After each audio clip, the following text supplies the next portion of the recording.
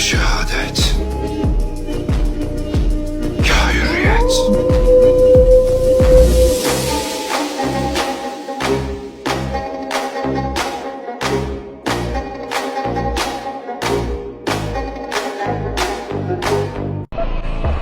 Who are you?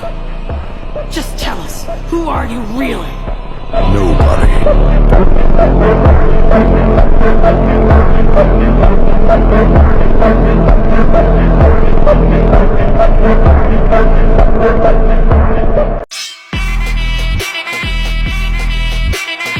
क्या जानते हो तुम पठान के बारे में?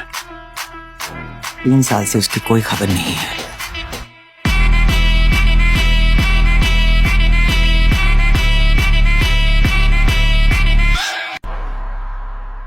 अपने लास्ट मिशन में वो पकड़ा गया।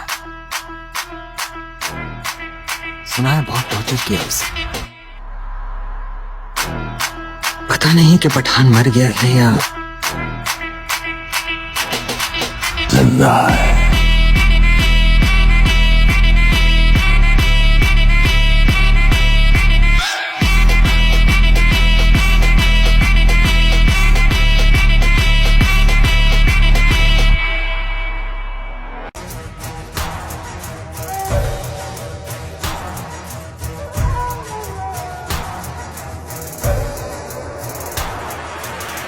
Benim yüreğim soğumuş mu ki?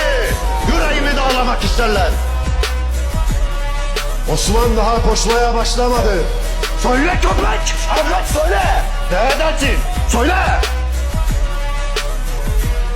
Ya küfür? Ya iman? Kimse duramayacak. Evlat! Durasın hele! Durasın hele, sakin olasın. Mamsı Bey'im!